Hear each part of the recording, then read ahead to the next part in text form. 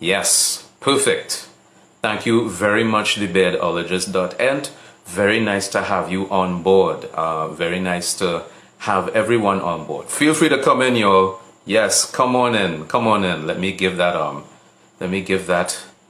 intro once again, just to let you know that I'm Conrad Parris, and welcome to at Hamil's 1921 and our inaugural presentation of hashtag Better Man Thing. I should have put that in the title. I forgot. I will do better next time.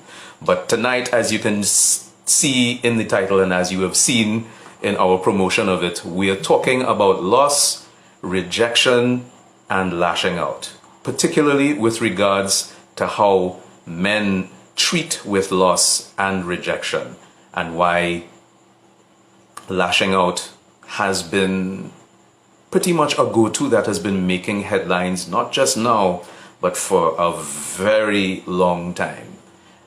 You could probably think back, trace back to those headlines that you were probably forced to read as a child because, you know, your parents said, if they were anything like my parents, they advised you that, you know, you read the papers and you listen to the news, and you would think back to, well, those of us who've been around this long.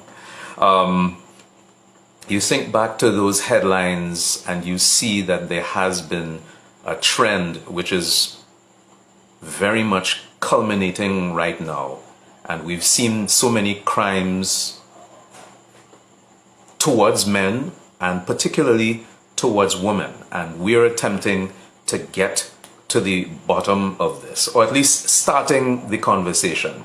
And tonight I'm going to have joining me a holistic life coach who is a bomb dropper. He always drops gems whenever he speaks. I advise that if you aren't following him, make sure to follow him right now if you can, but if not now, definitely after this conversation. You can find him at Delhi Digest, and we are speaking with Dellison Charles. Hopefully I will be able to work through this fandango and get him on quick, fast, in a hurry. Yes, I am doing my due diligence. Hold on while I get him on board. Yes. Goody goody gumdrops. Hey, Conrad, what's up? I am good, and I am very happy to have you on board. You're making me feel nice and professional, as this is my first live, and the teething problems seem to be fairly minimal. The thing is, when I heard you say that it was your first live, I said, oh, I feel honored, I feel special. And I appreciate that, because I think it's a great privilege to chat with you on this. We skimmed this discussion earlier, months ago, in the wake of, I believe it was in the wake of Angel's murder. And I said, listen, we have to talk about this. I mean, it's I think about, I perseverate on these things. And, you know, I always remember Sir Sridhar Ranfal talking about the fact that we're great about talking about things, but not so great in the application. But I think we need to start the conversation and map a way forward before we can definitely, you know, apply things, because this goes very deep, I believe. And feel free to correct me where I'm wrong. No, it goes very, very deep. And, you know, just hinging on what you said there, where you spoke about, a lot of times we talk about doing things, and I think that conversations like these, especially when we understand that influence is an asset, you know, I'm not big on the influencer and the you know, viral superstar, these things that people try to affix to me, right? I'm just really, really cool. And I tell people all the time that the community that I have online, it's just that, it's a community.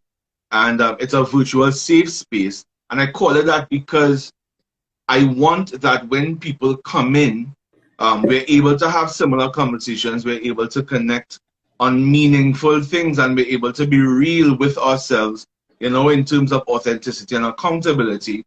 But going back to the influence point, I've come to understand that influence is an asset. It's like a currency that we Yeah. have.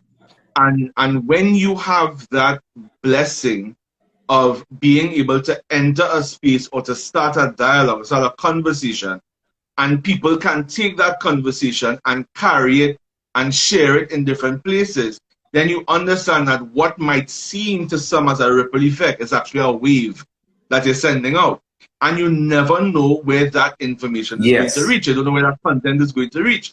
Correct. So to you, what may seem as simply starting a conversation, when that wave carries that content or carries that momentum further along, it may end up on the shores of somebody who could take this information, carry it into a space of maybe greater influence, and they're able to do something about it.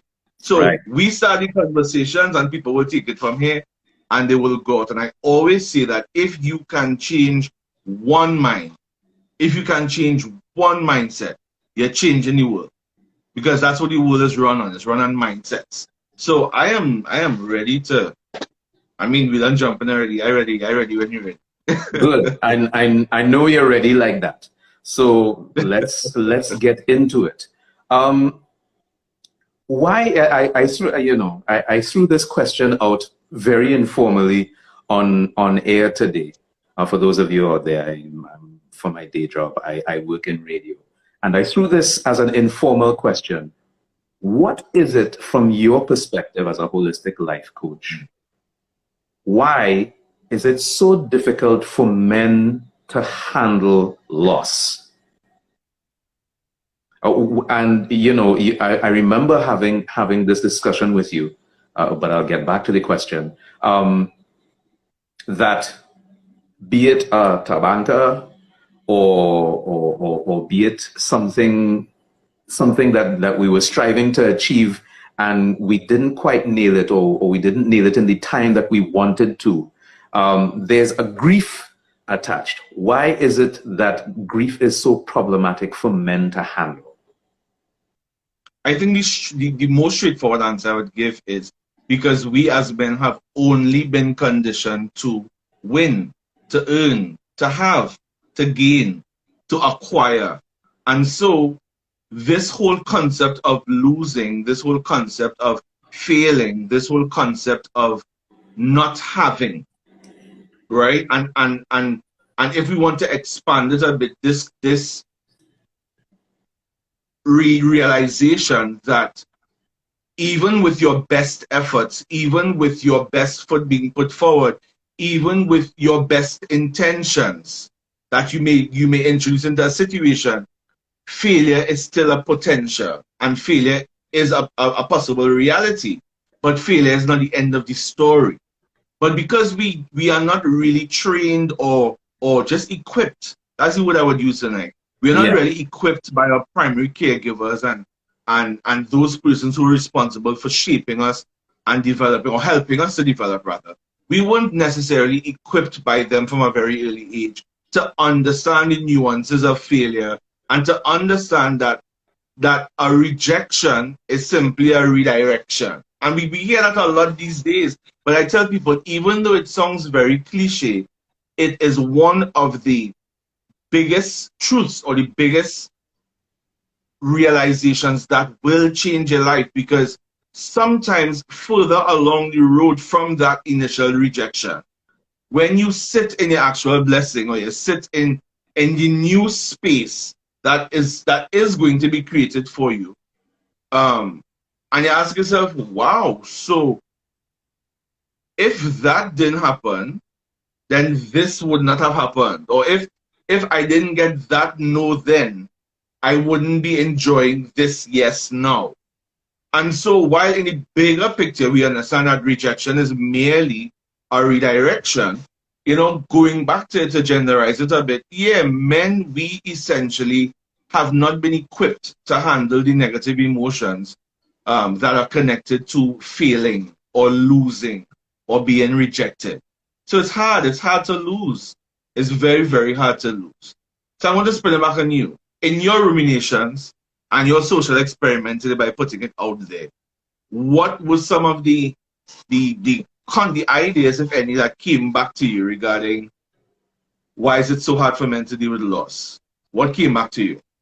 Not much. And I also certainly discovered that, my audience is very woman heavy, which is fine, which is totally Shake fine. it, Anne-Marie. Shake it, Anne-Marie. Shake it, Anne-Marie. You're preaching to the choir. Yeah. Yeah, but and it's And there's a reason for that too. Yeah, I'm very happy about that because what I think men seem not to understand just yet, or I say seem, is that women provide a lot of wisdom. They have a lot of experience. I came across, there is a podcast that I listen to called the Man Enough podcast. And oh yeah, I like that. And one of the panelists is a woman by the name of Liz Plack. And she was asked in an episode, because she wrote a book about men, and she was asked by one of the guys on the panel, why did she decide to take upon herself the mantle of being an expert on men?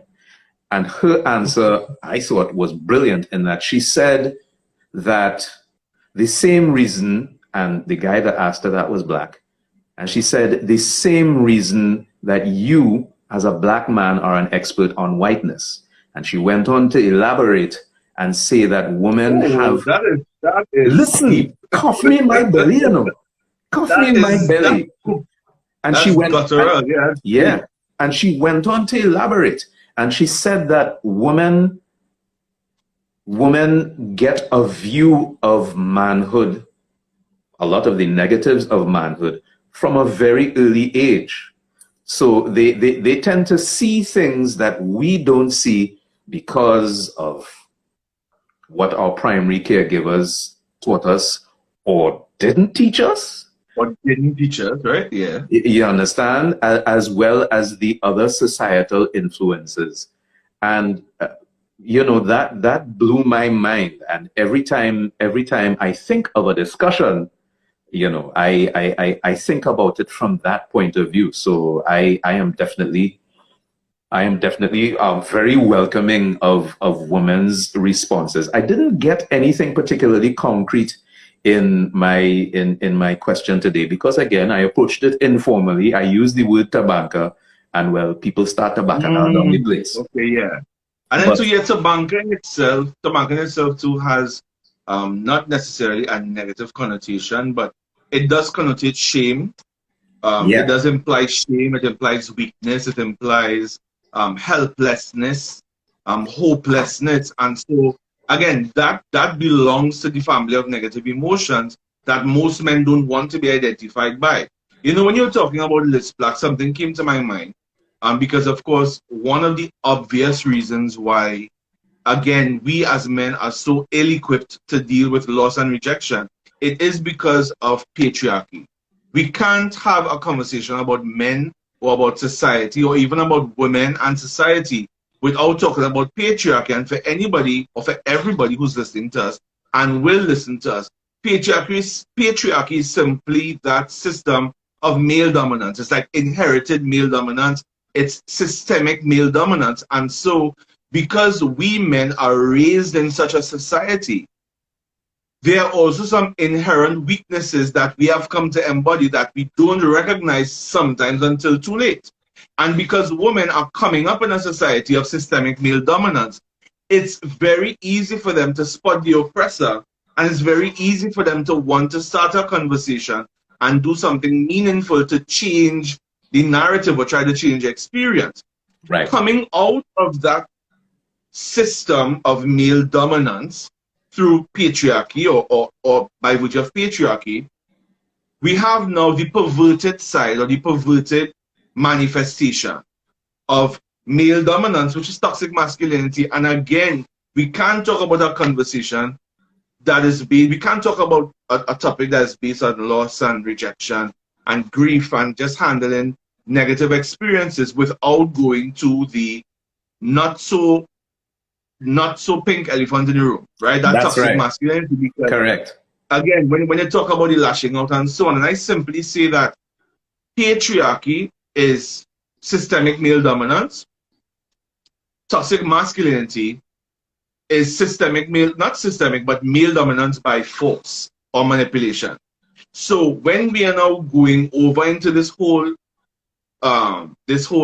chapter of when men don't get, so it's one thing for men to accept that they have lost, to accept that they no longer have, Yeah. but it's another conversation for us to have, which will be going there. It's another thing for us to talk about men not having what they want or losing what they had, and the reverberations that that has now for them as a male. So going back to Liz Black, it's interesting that she can become an authority on maleness, you know, and manhood.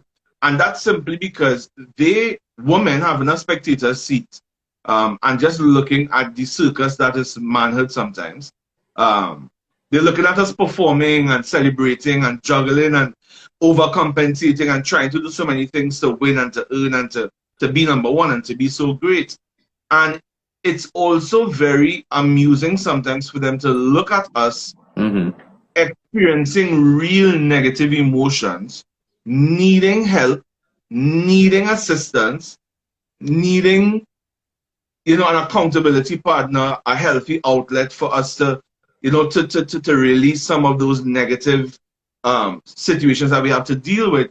And they just look at us trying to be strong and trying to be hard and trying to be in control all the time. Yeah. So much so that when we start to break and when we start to crumble and sometimes show some very ugly colors or some ugly sides of ourselves, then we want to turn around sometimes and tell them, well, you didn't help me feel safe in my space. When sometimes you ask yourself the question, if you've had people, women in particular, who had been trying to help you feel safe and give you a forum for you to become more emotional, or for you to become more sensitive, or for you to even explore or experiment with your vulnerability, instead of asking her why she didn't make the environment safer, oftentimes you have to ask yourself the question, why was I so afraid to step into that forum in the first place?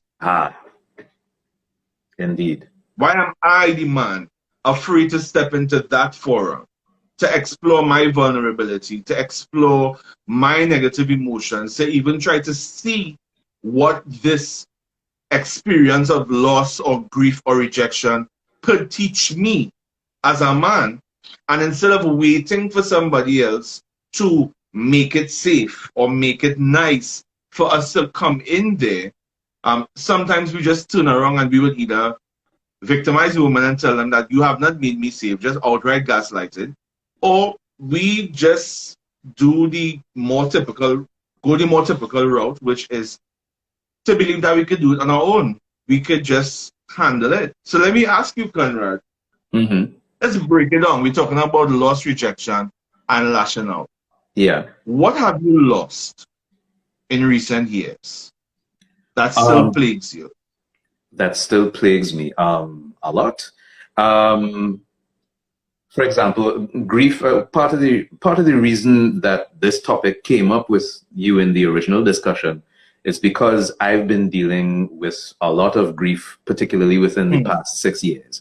I've lost a lot of people that were very important to me, not just through death, but mostly through death. And it has impacted me in a way in that, you know, I partially isolated myself, feeling that, well, okay, since these people aren't here, I guess I have to do it on my own. I don't even know how I got to that point, but I did. So there is that. There's also the loss the loss experienced due to a very important relationship. Right. That I am Yeah. still working with. So I'm working through a lot of grief, and it was, I believe it was you telling me that grief is actually the emotion that I had to, it is the lens through which I had to look in order to begin to understand what was really Yeah. happening with me. Yeah. I hope that answers I your was question. able to tell, I was able to tell you that because, and I think as we had spoken, and then because I myself had been grieving. I mean, COVID happened, and I think, Right. I long for the day when we could be able to have a conversation about loss and redirection and pivoting without talking about COVID. But as much as COVID has done its damage, is as much as COVID has done amazing things in some spaces for people. Because Correct. COVID has really, it has almost been like a great reset, not just financially, but also psychologically and emotionally. And a lot of For us some, have it had to seems, start, not for yeah, everyone. for some, for some, right? But for me, and I was telling a friend of mine that up to today, I told him, I said, I had been in a serious boot loop, um, from the time COVID came and it affected my industry. Um, and when I had to step away Hmm. from a 17-year career, right? Having to step away from the career, or choosing rather to step away from the career. Right. Um, but even it was a choice that even though I knew that in the long run it was the best for me and for the family, in the short term, it didn't feel good. But I felt like my grief was the quintessential masculine way of dealing with grief. So I had my moment of immediate trauma where I was like, oh my gosh, there's a big decision to make.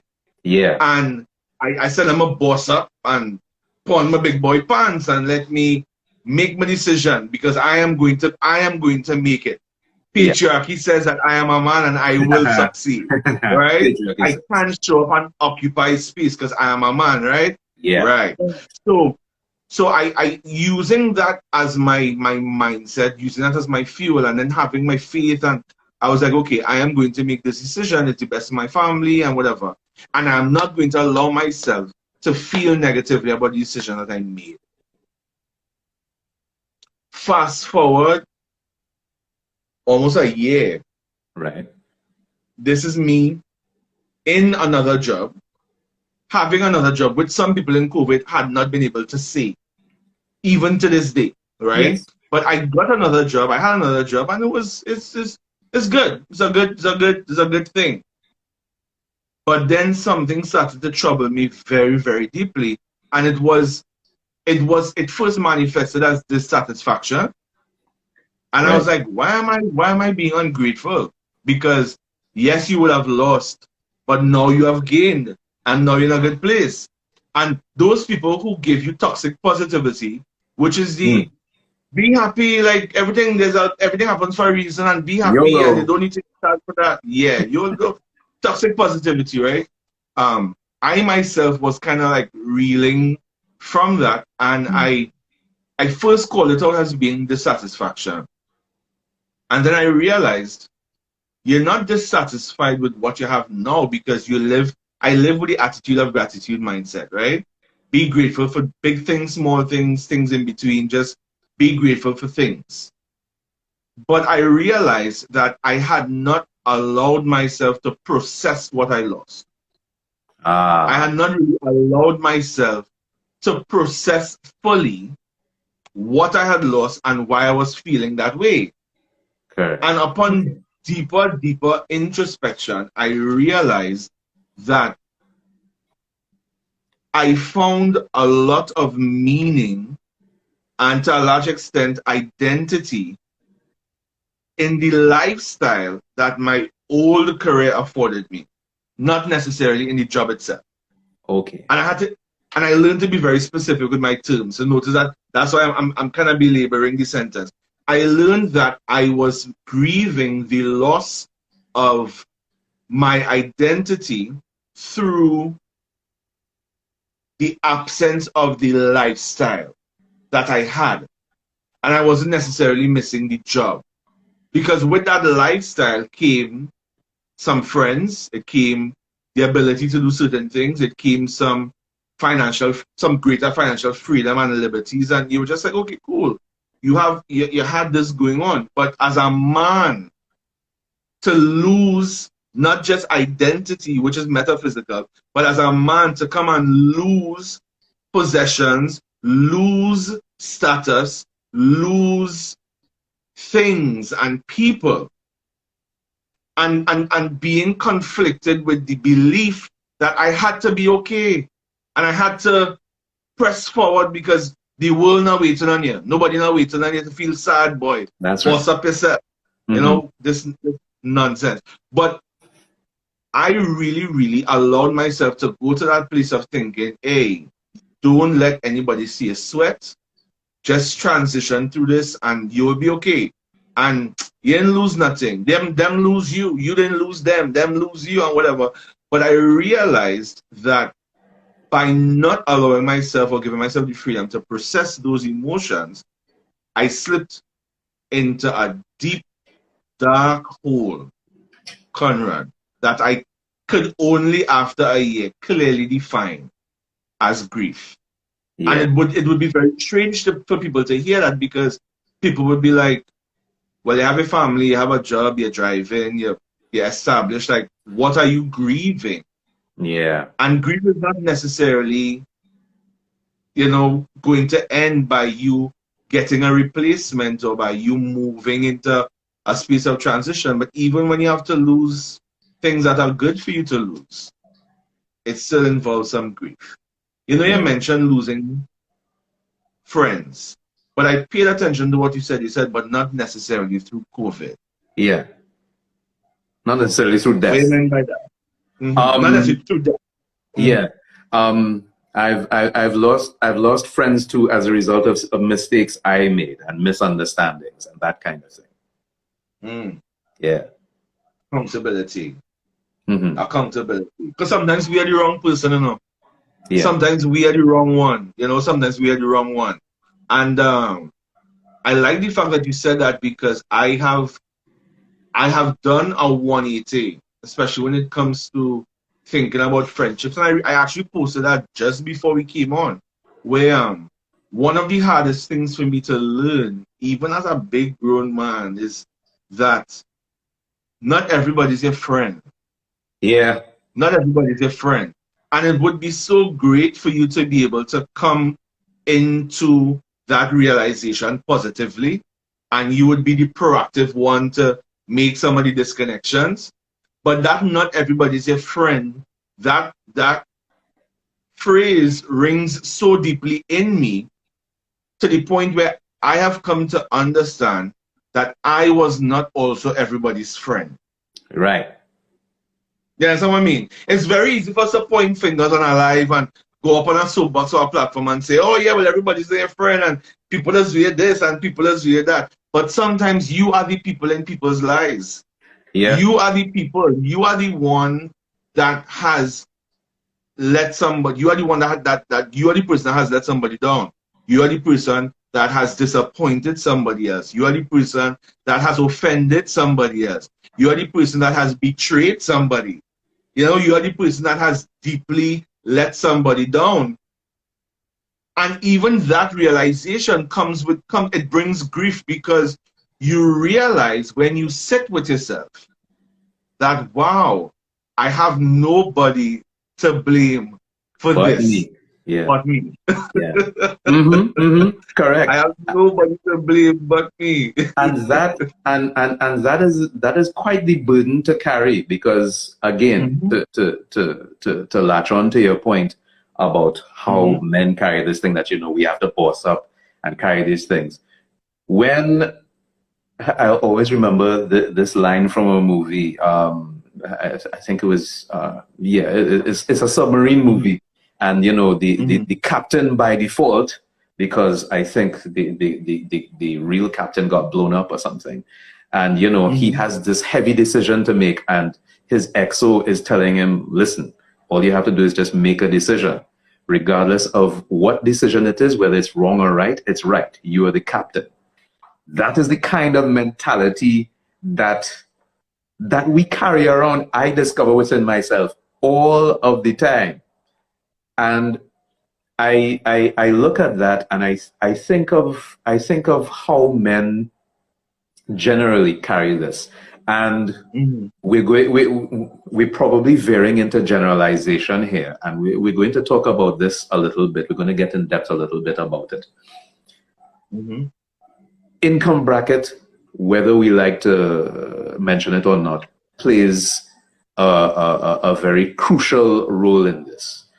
In that the kind of background you come from, there is a certain kind of leadership that is shown to us as men, or not shown to us, as the case may be.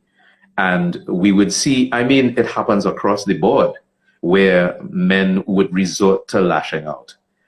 But we see it in particular communities. And I remember someone posing a question on Twitter once, and it was in direct relation to helping men to investigate and realize these things about themselves.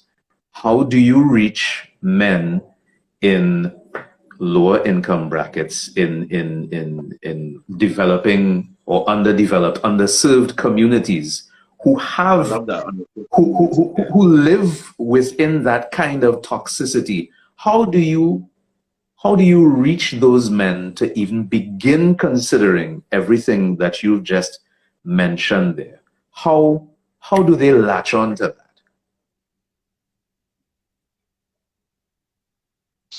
It's interesting that you say that, because I have lived that duality. When I lived in Trinidad, I came from a community that some people may have considered that it was underserved, it was urban, it was ghetto, as some people would say. Right. And coming from those communities. I'm from Sawa, I know about that. I'm from Sawa, yeah, I'm from Lakota. Yeah, see? I'm from Lakota. See? Yeah. So I'm from Lakota. And so coming from such a community, I remember very clearly coming up in a home where my mother and father would want me to do differently, and so they would expose me in their own right to opportunities or to extracurricular activities or so that may influence me to go a different route. But the thing is, the reality was, when I stepped out of my home, if I were to go out to play or to go out to hang out with them fellas or whatever, the conversation was starkly contrasting to what was inside my home. Because on the outside is, what we gonna do, boy? Ting, brand and ting, and you know what I mean? And everybody's just out there trying to overcompensate and live up to this level of machismo that I don't know who is setting, whether it's rap or it's celebrities or whatever we're watching. But we wanted to be this thing because we were seeing these things portrayed as status symbols. Yeah. You know what I mean? So it was very common for us coming up in such a community to believe that you only reach when you have, or you reach when you acquire what the people tell you that success looks like. Correct. This is what success looks like. And so if you find yourself making efforts or trying to make your way towards those status symbols and you don't have it, you can find yourself lashing out in different ways. But I want to expand the conversation to talk about the communities where we see the more affluent and the more established and the narrative makers in society. And what I've come to understand by professional experience now is that when I work with families from underserved communities and I work with families from privileged communities or privileged backgrounds, it's the same problems they're having, Conrad. Yeah. It's the same issue they're having, but because the communities or the families that come from the privileged backgrounds, they are on the side of creating the narrative. They are on the side of pushing out the information and shaping what people think and shaping what people see. It's very easy for their toxic patterns and their unhealthy preparation or lack of equipping that is passed on to their lineage or their posterity. It's very easy for that to be unseen. And so you would just think naturally that, well, I have money, I come from a particular community, I am okay. Only to realize that the reason why underserved communities are the ones that are more spotlighted or highlighted, especially when it comes to things like violence, it comes to things like domestic disputes, you know, and those love disputes and triangulated relationships. And we tell ourselves, yeah, boy, those people having issues or those people are violent against women. But you come to understand that even the narrative makers, even the ones who are in control of those who put out the narrative, they within their communities, they have a lot of violence as well. They have a lot of toxic behaviors. We know it, but it's not promoted. It's not spoken of. Correct. And we're not using this platform tonight to come and talk about the them and the they and the he and some of of course not.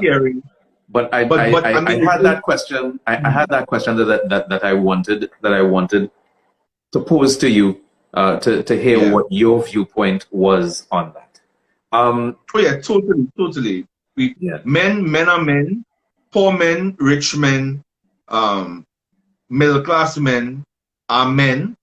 And so you understand that when we understand things like loss, rejection, and lashing, or that these things are emotional and not necessarily material, then we could more easily, in some spaces, have the conversation, because we'll understand that all men, regardless of their economic class or background, all men have emotional challenges, because they all lose, we all grieve, we all lash out at some point.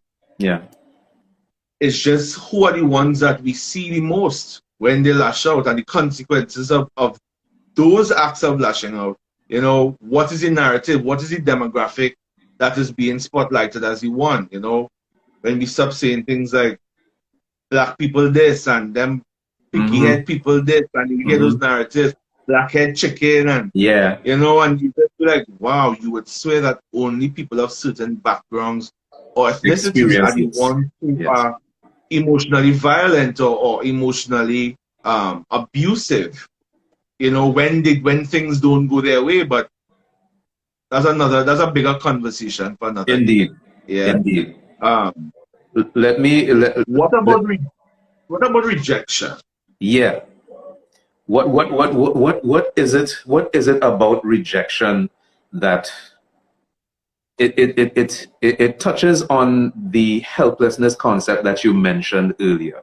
There's that helplessness that, you know, from my experience, and just today I was spending time with a friend of mine that I hadn't seen in a while, and she'd been through a lot. She had a medical event that she had to deal with, and she spoke about the helplessness that her husband felt, you know. But fortunately, because they were in the company of people that cared about them, you know, she was glad that they were where they were so that they could take care of him, so that she, you know, she could go through what she needed to go through and heal, while they could handle him, who was going absolutely bonkers because he felt that there was nothing that he could do. And it's tied directly to what you were saying, that, you know. So I have to ask, I mean, with patriarchy set up as it is, and how much we've bought into that, how do we now, knowing what we know, and well, after sharing it with the community, how do we reverse that? What do we teach men and boys in order to make them realize that these feelings of helplessness, of rejection, are actually things that we can sit with and work with? I think it starts from, of course, naturally, from a very early stage, of primary caregiving. Um, for me, when I do, when I go on different platforms, have different conversations with people, I always believe in definitions, and I think that where there is no definition, there's no discussion per se, because everybody's just shooting in the dark. Because when we set out when we set out a definition, and you and I both agree that this is what we're talking about, we can have different thoughts about the thing that we're talking about, but we say that this is what we're talking about, and we have that in common, then we can, I just believe, move further along more smoothly. And the first thing is, if not just the definition of rejection, but the nuance, the implications that we market. Like, we tell people, when you receive a rejection, you receive a no, that people are saying no to the essence of who you are. Like, no to your esteem. They're saying no to your concept, your image, your intelligence, your whatever. And people are saying no to you, when sometimes people are saying no to things. So as a very simple experience, let's say you're married and you wanted to surprise your significant other, or you're in a relationship, you want to surprise your significant other with a meal, and you tell yourself, all right, cool, I'm going to do a fancy, a lasagna with a special peas, and you create a nice menu in the mind. Yeah. And this person comes home, or they come around, and for circumstantial reasons, they are just not in a place to receive it, or they're not in a mindset to receive it. And you offer them some food and they say, no, I'm good. As simple as it is, there are people who take that I'm Personally. good, or they take that no, I don't want the food, and they interpret it as no, I don't want you. You understand what I mean? Yeah. Or you go for a job interview and you present yourself, they have your resume, they answer their questions, they ask you questions, you answer to the best of your ability, according to your experience, and of course within the frame of mind that you are in at that particular time. And then after the interview, you receive 2 days later an email which has said, thank you so much for coming out and thank you for participating, but you're not decided the right to go fit to another for us. candidate. You are not the right fit for our organization. And some people take that no, you are not the right fit for the organization, which is very specific, to say no, you are not right. Yeah. So what we do sometimes, oftentimes, let me throw away that euphemistic sometimes. What we do a lot of the times, Conrad, is we reframe rejection in our minds to set up our self-fulfilling negative prophecies. So sometimes if we have low confidence, we go into a space almost expecting already to be rejected. Yeah. There are some people who struggle with that emotional attachment just because as an individual, they believe that they are not good enough to be loved. They believe that they are not good enough to be had, to be in relationship with. And so they go into their relationship 1 foot in, 1 foot out, because you're already telling yourself, I am not a good person. I'm just waiting for you to see that I'm not a good person. And so the slightest release or message of rejection, even if it's rejecting a thing or rejecting an offer that you made circumstantially, we embody that as you are rejecting me. You are rejecting the essence of who I am, and not everybody knows how to deal with that. So you have the men who would be, stoic, who won't be as expressive, they won't be very verbal, they might laugh it off, but are you, you're lost, or whatever the case is.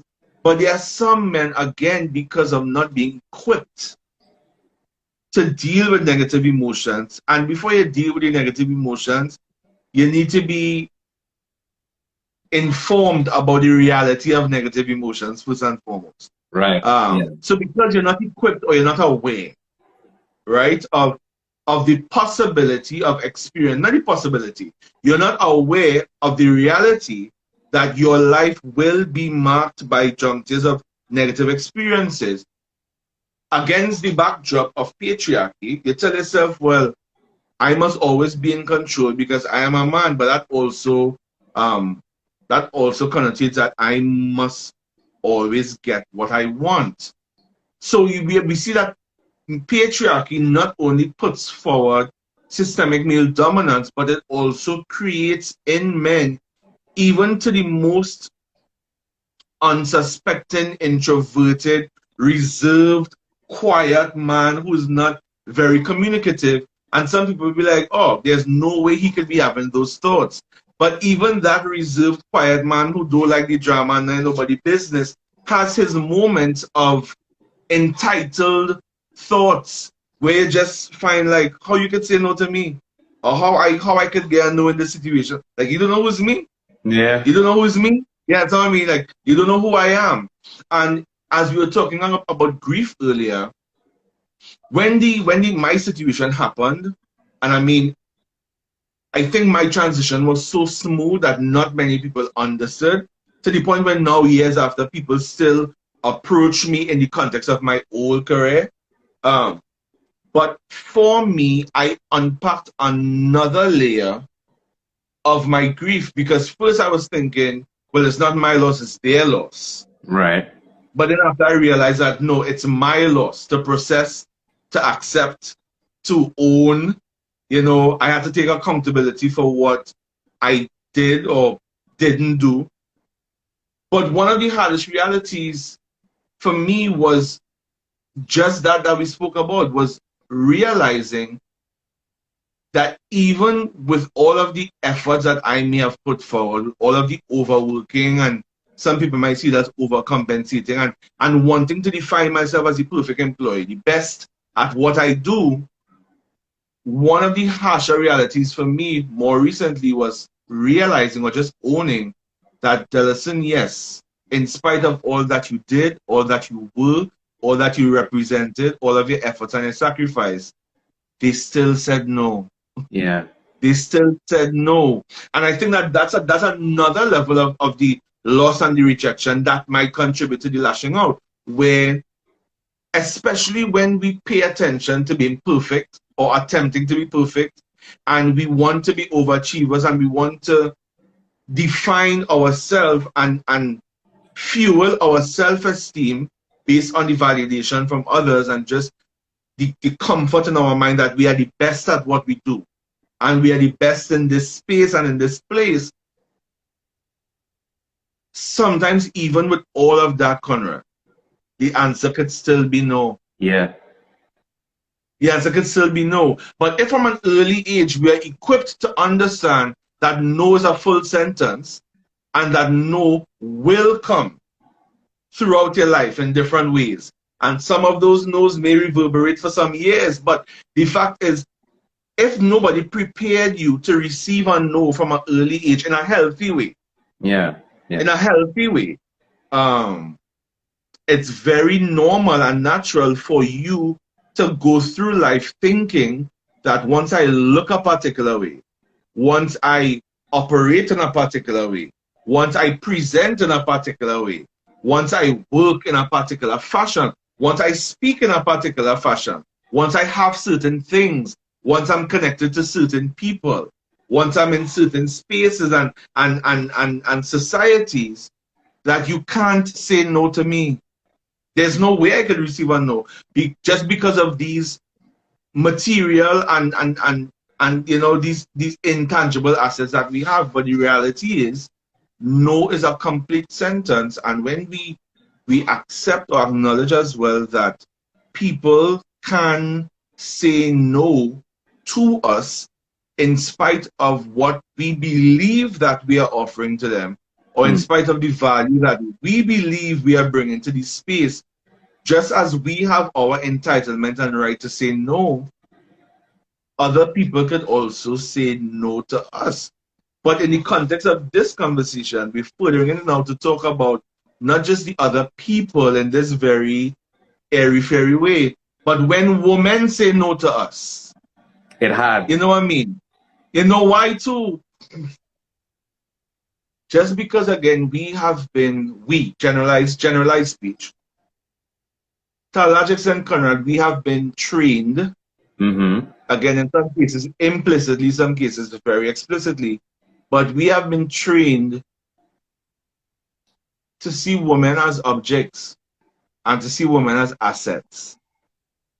So just as I can have a car, I can have a woman. Yeah.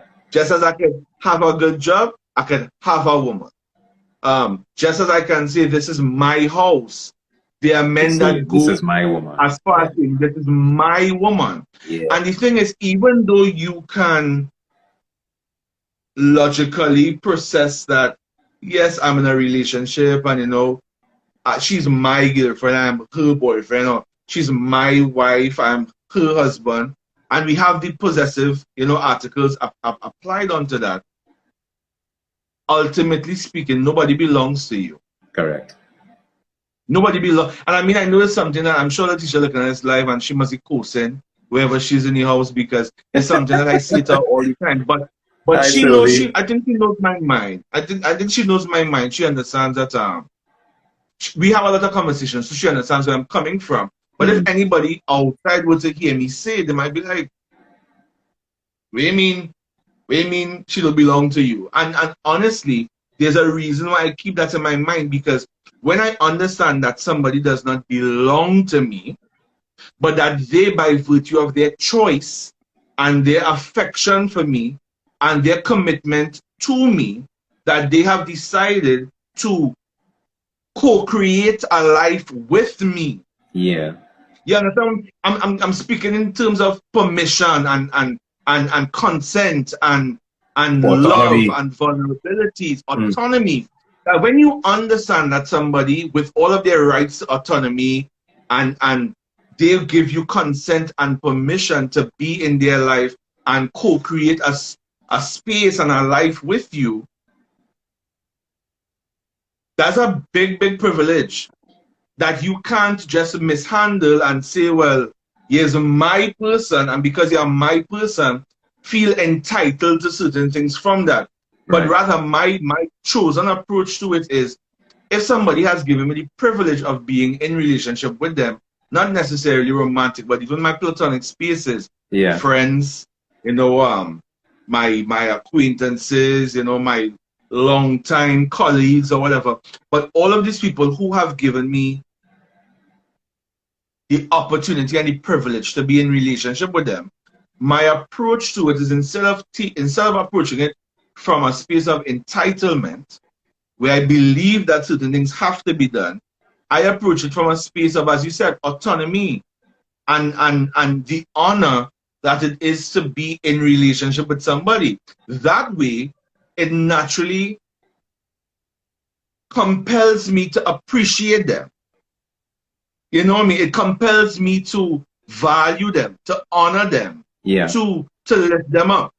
You know, instead of approaching it from a very entitled perspective where I say, well, oh, well, you're my friend, so you have to do. Or you're my woman, so you have to do. Or lady saying, you're my man, so you have to do. Nobody has to do. But again, because that essential point of autonomy and the free will to choose, because we don't very often appreciate how real that is in relational spaces, it's very easy for us, and I guess because we are men talking about men, let's talk from our perspective. It's very easy for us men to believe that, yeah, well, Gil, I really got to honor you that choosing me. You get through because you get me. You get through. You're veering into Kevin Samuel's territory there. I don't, but you know, the same much respect the dead. I know the same much respect the dead, they must honor the dead. You know, right? They must honor the dead. So I'm moving that silence for that. But what I'm saying there, honestly, is, in simple terms, many men, we have been implicitly conditioned to believe that women are assets. Just as we by can religion have a phone, too. By religion too. A very important point. which is That's a an great interesting way. tool or partner to patriarchy. Correct. Because you know that especially religious denomination, that is the opium of masses. They say religion is the opium of the masses, be it as it may. But I like to fine tune it to say, religious denomination in particular, because you see the religion as an organization is as a beast. And then when you look at the subsets, or you look at the subcategories, and I am this religion, or I belong to this religion, and then you see that each religion in a way reinforces that patriarchy. You know what I mean? Yep. Like when I think about a particular religion, I won't call the name out of respect, but I always ask myself, how could one gender have multiple ones of the other gender, but that gender cannot have multiple ones of the other gender? Like, who determined that was right? Yeah, I see where you're going. Yeah, you know what I mean? Yeah, see what I'm going, right? But out of respect, I will leave it right at that. But Mm-hmm. but yeah, it comes down to that simply. Like when I look at our society, especially when you talk about IPV, intimate partner violence, um, and intimate partner aggression, and you recognize that the conversation for a long time would have been one of that implicit dominance, that implicit entitlement or explicit entitlement, that inability to deal with the negative emotions or the negative experience of rejection, on not being able to understand that the woman rejecting something doesn't mean that she's rejecting you, Mm-hmm. or even if she's saying no to you now, doesn't mean that she's saying no to you in its entirety. And even further to that, if she's saying no to you, she has the right to say no to you.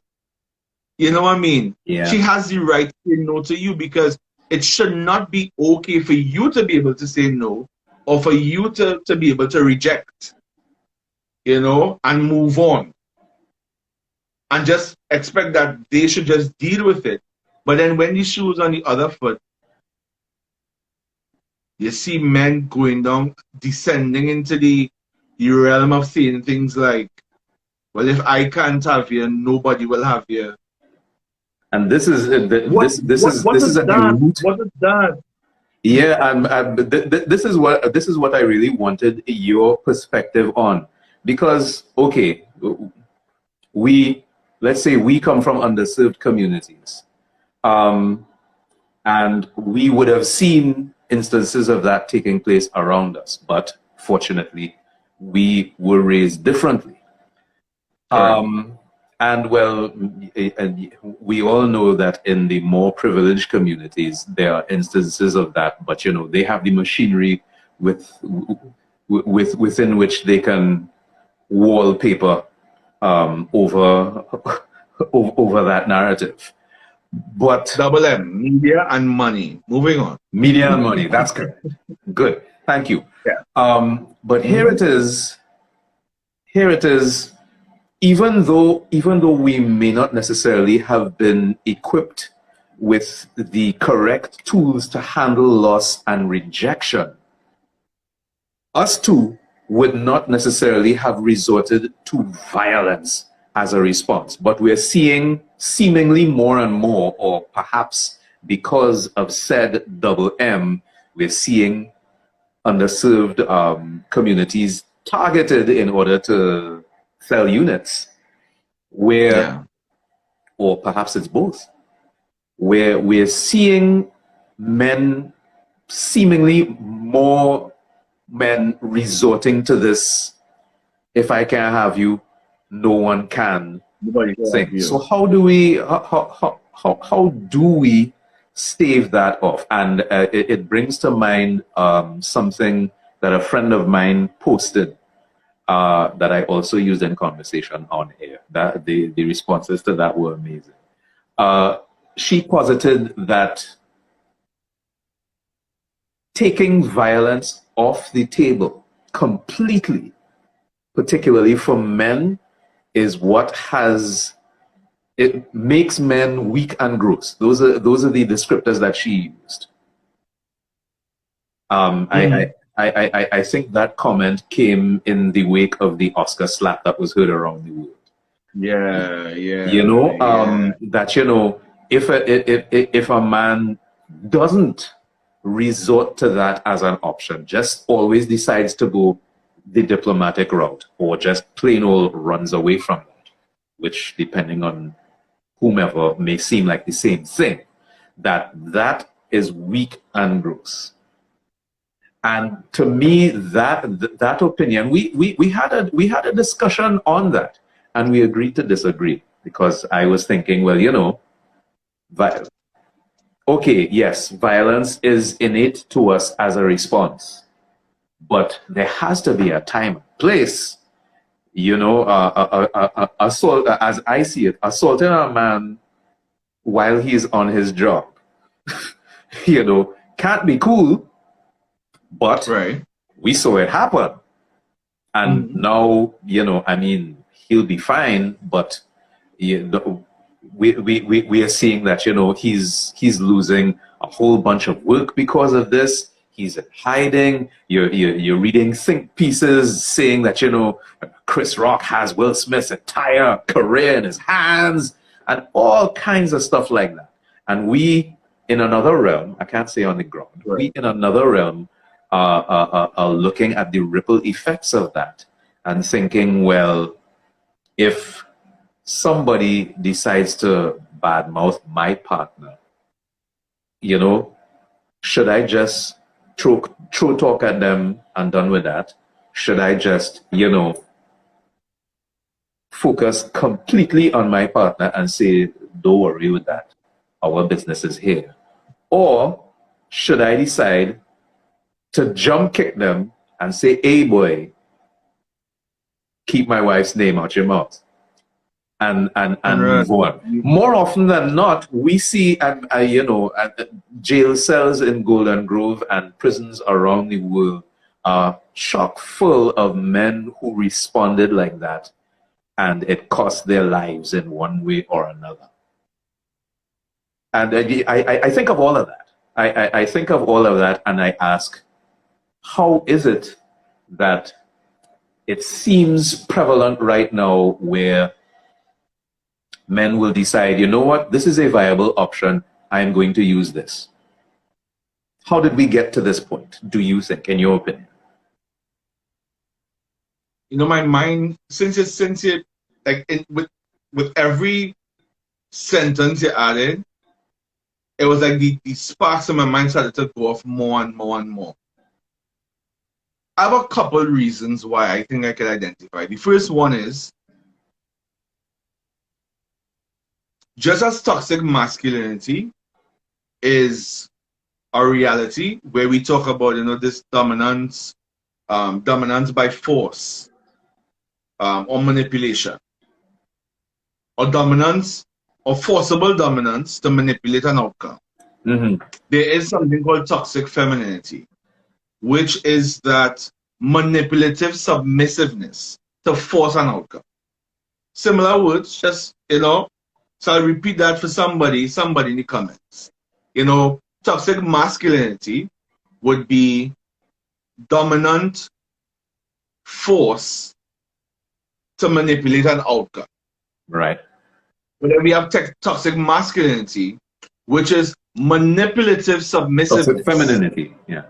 Femininity, sorry. Manipulative submissiveness to force an outcome. And just as often as I've heard men saying, well, if I can't have you, nobody can have you, I have also heard women saying, I don't know, he's a imps. He too soft. Uh-huh. He too emotional. He too sensitive. And then you ask them the direct question. So then what are you looking for? I want somebody who could protect me. I want somebody who could defend me. I want somebody who could stand up for me. And in no uncertain terms, I want to say that this is the majority of women. No. But Yeah. again, money and media will control the narrative. Yeah? So you have that put out there that, again, a certain woman of a certain socioeconomic bracket or in a certain socioeconomic class that they are looking for these kinds of things. But the reality is there are so many women who say things like, I don't like he too sensitive, he too emotional, he is cry too much, he too soft. And what they do is that they feminize emotions to the point where it's almost as though you're manipulating men or forcing men to deny their emotionality because it's not reflective of an acceptable masculinity. So Yeah. you tell yourself, if I get a man who's a weak man or a soft man, I don't want that because that will annoy me, that will frustrate me. So they say now, I'm looking for a man who's rough, a man who's tough, a man who hard, a man who's strong. And they use that now as a synonym, you know, or they say this represents a man who can protect me. So it means then that for those men who have already been ill-equipped to deal with their emotions, or at least tap into their sensitivity and their vulnerability, for those men who are ill-equipped, they feel like they now satisfy a big, like plenty criteria and they are good to go because they could more than get a woman, right? Because I have a woman out there for them. Because I'm a soft girl, so take me. But then there are also the men who are or who are raised to understand that you do feel sad from time to time. Yeah. You do have negative emotions from time to time. You also have you have feelings, you have a soul, you are offended, you need healthy validation, you want connection, you desire to be desired. There are men who think on these levels, and because they are being true to who they are, when they step into emotional spaces with those toxic females who want to convince men that, nah, you can't be that because he's a woman. If he is that, so you need to be this. What you do now is that for the men who, even though they may know how to tap into their vulnerability, but because they want to be wanted and they desire to be desired, they might now be inauthentic and deny the reality of who they are to become something else because they're trying to form connection. And then you also have those guys who are just pressured by saying, you know what, good guys finish last. Good guys finish last. And interestingly, dealing with all of this rejection that is coming from having to deal with some females who may manipulate you and try to get you to deny the essence of who you are, even being a sensitive, vulnerable man who is in touch with his emotions, not understanding that emotional intelligence that's the real wealth nowadays. If you're rich in emotional intelligence, you're up there with Bill Gates and them, right? But Bad the wider example. society, the wider society is not telling you that. The wider society is telling you, nah, boy, girls will like them things. The door soft, man. But then we need to fine tune it. Some women don't like that. Some women like this. It's okay for you to be this because when you are this, you will attract the people who really appreciate this. But you have those men just cutting to the chase. You have those men who say, boy, you know what? I really am in touch with my emotions and things, but I'm not getting the results that I want. So I may need to deny the essence of who I am or pretend to be something that I'm not so that I can attract something that I don't want, right? Or something that, you know, I think I want. And you go into those spaces and it becomes so much an experience of repressed emotions. You know, you notice to be a person who is very much in touch with their emotions, but you can't have that conversation in your relationship, which is supposed to be a safe space, because you are afraid that the woman that you're in relationship with will weaponize your vulnerability and make you feel less of a man for being in touch with the parts of you that make you a man. Right? So all of that to say that there's the one side of the toxic masculinity where males are ill-equipped and conditioned through a sense of entitlement to believe that they should have what they have when they want to have it. They should have what they want, have it when they want to have it, and if they can't have it, nobody else can have it. And then you have the other side now of this toxic femininity where women, through their manipulative emotionality, sometimes tell men, well, if he is this, he is not a real man.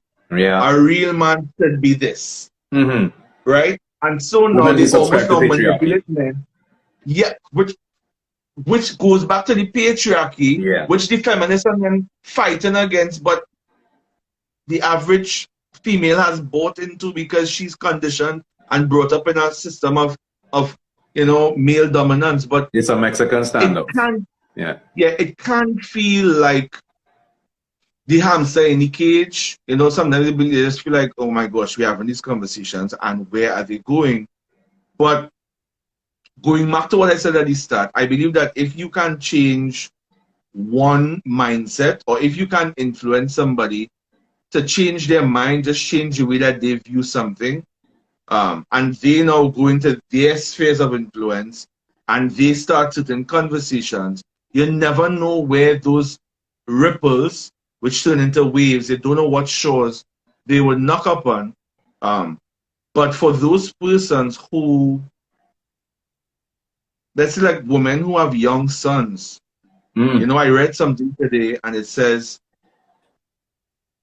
we have a lot of conversations about with women telling them or what society say to protect women from certain men or certain types of, but we don't have enough conversations with men to not become those persons that women need to be protected from.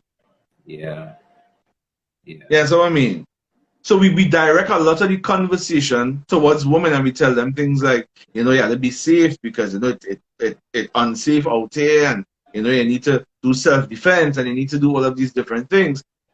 But apart from addressing, like, sometimes you ask yourself the question, what can we really do to create tangible change amongst men so that we can have less conversations of women needing to be protected from? And I say I don't like to hear that women need to be protected. I like to hear women need to be respected. You understand what I mean? Yeah. And that's why I want the conversation to change from.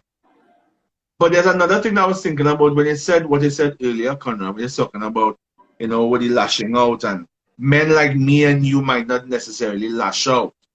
And I edited that phrase in my mind by saying, men like you and me don't necessarily lash out at others.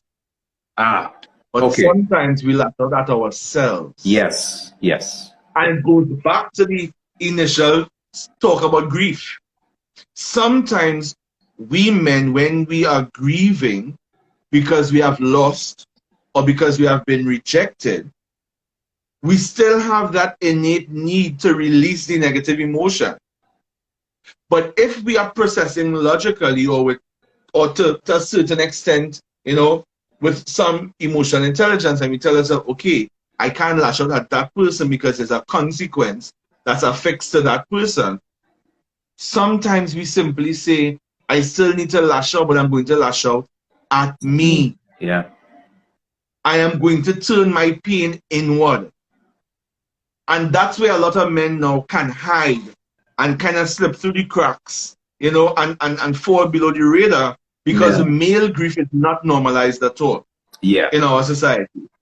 Male grief is actually taboo. Men crying, taboo. Men feeling hopeless or weak because of a particular circumstance, taboo. And so because it's still very taboo, a lot of men say, you know what, boy, I need to release. I am not feeling bad at anybody else, but I'm feeling bad with myself, about myself. And so maybe I kind of need to punish myself for what I sometimes may have put myself through. So what I started doing, I started to engage in some risky behavior. And hear how everything is wrapped back up into patriarchy and toxic masculinity. So I might tell myself, okay, I need to inflict some of this pain on myself. So I need to numb myself from the pain.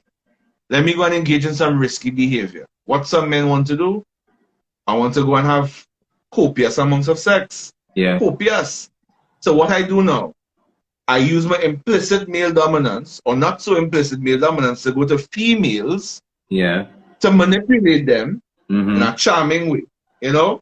Yeah. Nice them up. To get what I want from them, become an emotionally unavailable man, manipulating my way to get what I want physically, but not necessarily being open emotionally. Yeah. And some women don't understand that an emotionally unavailable man, it doesn't have anything to do with you not doing enough to help him feel safe. But Yeah. it is that before he even came into this space, he has been dealing with things. Or not, as the case may be. Not dealing. Or not dealing with things, properly. right? Yeah. Then we have the fact that substance abuse, even in the form of alcohol, is Yeah. glorified to an extent in our society. Yeah. It's glorified. Like, I mean, Their songs. I remember the days that be my Frankies, and you hear men talk about, let's see how much bottles we could end tonight, or let me see if we could finish a case. And I stand and I think, if three of us are here and we buy a case of beers to drink, it means that each person is consuming 8 beers. Yeah. And then you hear that negative conditioning again, which tells us things like, well, he's not a real man if you can't drink plenty. He's not a real man if you can't handle your alcohol. And all of these negative behaviors which are being normalized, right? And these are just coping mechanisms, not healthy ones, but just coping mechanisms that become acceptable in society. And nobody is helping to normalize the conversation on a wider scale, on a more frequent basis, to widen the space to just talk about the fact that, men, it's okay for us to not be okay, but it's not okay to remain not okay. Yes, Yeah. How far off do you think we are from establishing that, and what will it entail for that ripple effect to that ripple effect of men to get it? Because I will admit to you, it took me a very long time to understand some of these things that women would consider basic. You understand? And, you know, things I didn't think about, you know, have only really started to sink in because I decided to do some of that investigation. So what is it going to take for our community to understand that this is the work that we need to do, and to be able to recognize the toxicity that has been programmed into us for what it is? What would it take to get to that point? For me, I would say representation with continued conversation. In other words, okay, some of the topics that I talk about, as you would know, we are in the same community. We are in each other's community. Some of the topics that I talk about, women are very vocal under my posts everywhere. Yeah. And it's like, yo, thanks for this. Like, you're spot on, right? But then I would have few males, but it's interesting when it happens, who would come into the inbox or come into the DM and they would say like, yo, like, thanks for posting that, boy. Like, I really needed that today. Or I really needed, you know, I really needed that information. But it's good to see somebody like me talking about these things. And that's why I understood the power of each one reach one. Right. Right? And that's why I understood the power of, you know, having certain conversations so that if you change one mindset, changing one mindset is influencing a household. Influencing a household is influencing a family. Influencing a family is influence that subsect of society, and then you affect the wider society just by changing one person's mind. So my thing is, in order to do my part in the vineyard, in order to make my contribution and not just be somebody who talks about it, my thing is continue to have the conversations that would bring about or that would communicate representation, right? And let people know that it's okay to feel certain things, but it's not okay to stay in certain spaces, I can tell you too, from a professional place, a lot of the majority of my clientele is female. Good. But I have males now who have come and they said, honestly, when I asked them, what drew you to me, or why me? Why are we here? And they would say, oh, because I have been silently observing you and you're consistent. I see that you are talking about the things that most people don't want to talk about. Yeah. And you're talking about the things that we need to hear. And I'm just like, wow.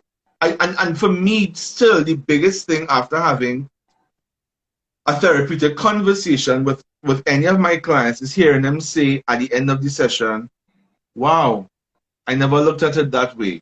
Conrad, I just feel to run and jump up and whine, because I tell myself, Dellison, you did it. You are doing it. Yeah. You are changing minds, which means that you're changing lives, which means that you're changing lifestyles, and you are affecting the wider society just by being consistent and intentional about having certain conversations. I think when we create spaces like this, which allow people access to certain forums and certain dialogues that they need, but they can just vulnerably experience it in the comfort of their own homes and the security of their own phones. Like, these are the things that people need, because there are a lot of people who would come McCartney is actually saying that right now. She says, I've observed that community comfort is major for men. Those literal circles, they sit and chat. I am telling you, like, when you hear people, she's so correct. I mean, like, when I was younger and you would hear women in particular kind of vilifying men who would sit around after a sports game and sit down and talk, or vilifying the barbershop culture. But as a young man, when I was in my 20s, I remember that going to the barbershop was one of the most informative places ever. It gave me the emotional release, and it satisfied my desire to be seen and understood, because I was seeing men who looked like me, who may have been further along in the process, and they would be talking from experiences, good and bad. Yes. They would be talking from their places of wisdom, which sometimes they get that wisdom through making some very, very, very bad mistakes. But they could come down and say, small man, don't do this, or my boy, let me get a story about when I do this and that. And you understand, wow. So if men were in certain spaces with women who actually, we men, general speech again, we men tend to look at women as emotional powerhouses. You ever recognize that? Yeah. When it comes to the topics of sensitivity and emotions and vulnerability, it's almost as though we default to women and we say, well, no, you handle that now, because I know all you're good with these things. It is my desire to see a world where men can be celebrated for who they are and how they feel, and women can freely be celebrated for what they do and what they achieve. Right now you have women fighting to change the narrative, and that's why a female achievement is almost seen like, wow, she's an outlier. But no, women can also achieve, because women can also do.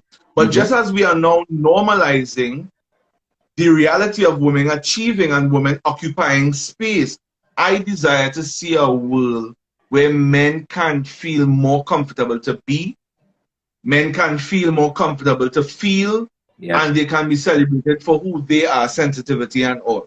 And because it is my desire to see such a world, I cannot wait on the politicians to do it. I cannot wait the politicians will not do it. Because I keep saying, just as you bring up, just as you bring up the double M point, you know, where there's that kind of control, you could only sell black and white. You cannot sell the million shades of gray in between that. Yes. And the million shades of gray are the things that we need to really investigate and understand. Amen. You can't put a price on any of that. They can't quantify it.